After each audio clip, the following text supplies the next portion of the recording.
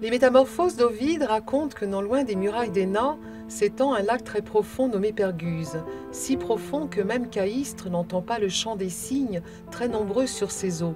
Un vaste feuillage couronne toutes les eaux de haut en bas et répand une agréable fraîcheur en le ceinturant de part et d'autre. La terre humide est émaillée de fleurs multicolores. Là règne un printemps éternel. Mythe et histoire cohabitent dans ces lieux. Le mythe raconte que sur les collines près du lac, Hadès, le dieu des enfers, sort des profondeurs de son royaume qui mène aux portes de l'au-delà. Il enlève la jeune fille Corée alors qu'elle cueillait des fleurs en compagnie de ses amis. Hadès l'oblige à monter sur son char et l'entraîne dans les royaumes souterrains de la terre. Déméter, la déesse des moissons et mère de Corée, s'aperçoit de la disparition de sa fille. Désespérée, elle voyage de part et d'autre dans le monde, effondrée. Elle évacue sa douleur, rendant arides les terres. Elle décide de ne plus remplir ses fonctions divines vis-à-vis des cultures. Les habitants meurent de faim. Elle va demander de l'aide à Zeus, qui a pitié d'elle, mais Corée est devenue captive de son royaume, car elle a avalé le pépin d'une grenade. Du monde des enfers. Elle est donc liée à jamais au séjour des morts.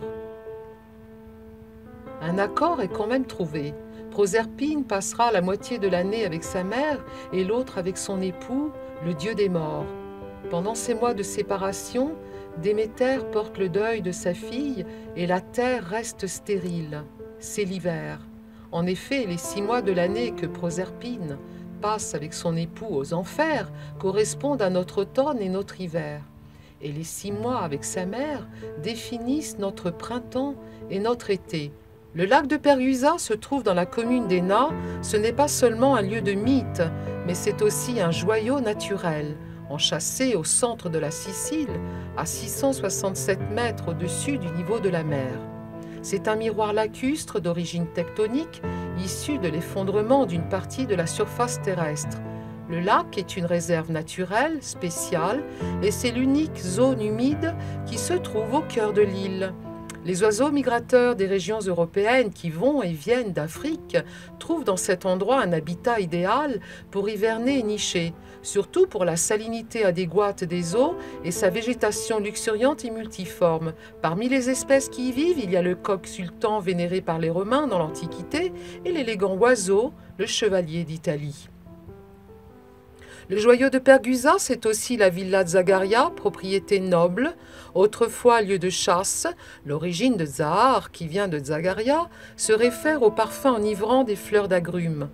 Dans les terres de la villa de Zagaria, un champ de germoplasme a été réalisé où se trouvent plus de 400 variétés différentes d'oliviers présentes sur la planète.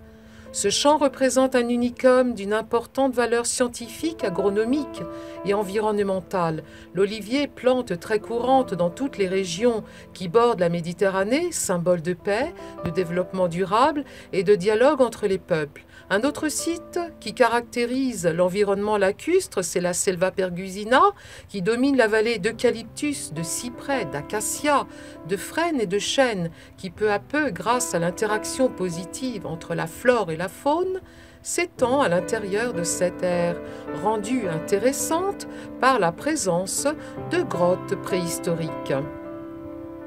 Pergusa n'est pas seulement un lieu magnifique de notre Sicile à visiter, mais une expérience à vivre pleinement dans le cœur de l'île. Mythe, histoire et nature ont rendu unique ce coin de terre embrassé par le sourire des dieux.